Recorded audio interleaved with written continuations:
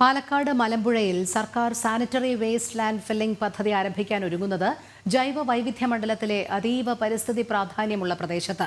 വംശനാശ ഭീഷണി നേരിടുന്ന 12 ഇനം പക്ഷികളുടെ കേന്ദ്രം കൂടിയായ മേഖലയിൽ പദ്ധതി ആരംഭിക്കണമെങ്കിൽ സൂക്ഷ്മവും വിശദവുമായ പഠനം വേണമെന്നാണ് പരിസ്ഥിതി സ്നേഹികൾ പറയുന്നത്.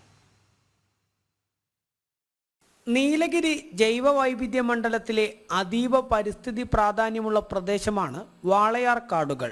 ആ വാളയാർ കാടുകളിൽ ഉൾപ്പെട്ട പുതുശ്ശേരി പഞ്ചായത്തിലെ പ്രദേശത്താണ് സാനിറ്ററി വേസ്റ്റ് ലാൻഡ് ഫില്ലിംഗ് പദ്ധതി ആരംഭിക്കാൻ സർക്കാർ ഒരുങ്ങുന്നത്. പദ്ധതി ആരംഭിച്ച് മാലിന്യം അലക്ഷ്യമായി സംസ്കരിക്കപ്പെടാതെ കിടക്കുമ്പോൾ പക്ഷികളെയും വന്യമൃഗങ്ങളെയും ബാധിക്കും. കഴുകൻ, മലമുഴക്കി, വേഴാമ്പൽ തുടങ്ങി വംശനാശ ഭീഷണി നേരിടുന്ന 12 ഇനം പക്ഷികളുടെ കേന്ദ്രം കൂടിയാണ് മലമ്പുഴ. ഇത്തരം ജീവികളുടെ നാശത്തിന് പദ്ധതി കാരണമാവുമോ എന്ന ആശങ്കയിലാണ് പരിസ്ഥിതി സ്നേഹികൾ.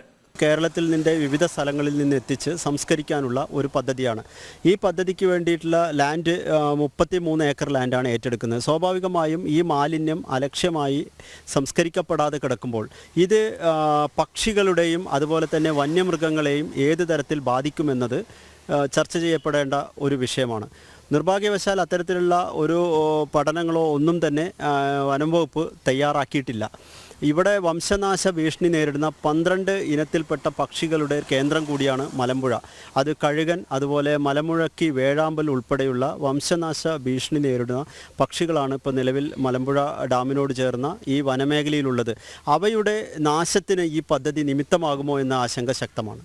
മാലിന്യങ്ങൾ നിക്ഷേപിക്കുന്ന കുഴിയുടെ ഏറ്റവും അറ്റത്ത് കളിമൺ ലൈനിങ് ആണ് ഉണ്ടാവുക. ഈ കളിമൺ ലൈനിങ് പൊട്ടിയാൽ ഭൂഗർഭജലത്തെ ഉൾപ്പെടെ ബാധിക്കും. കൂടാതെ വനമേഖലയിൽ ഉരുൾപൊട്ടലുണ്ടായാൽ മാലിന്യം മലമ്പുഴ ഡാമിൽ കലരാനും സാധ്യത ഏറെയാണ്. അതിൽ കളിമണ്ണിൻ്റെ ലൈനിങ് പൊട്ടിപ്പോയിട്ടുണ്ടെങ്കിൽ ആ വിഷദ്രാവകങ്ങൾ സ്വാഭാവികമായും ഭൂഗർഭജലത്തെ ബാധിക്കും.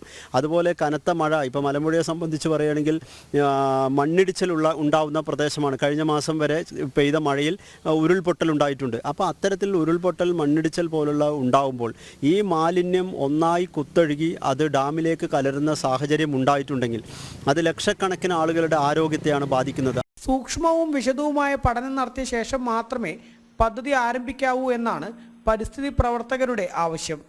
ജനം, പാലക്കാട്.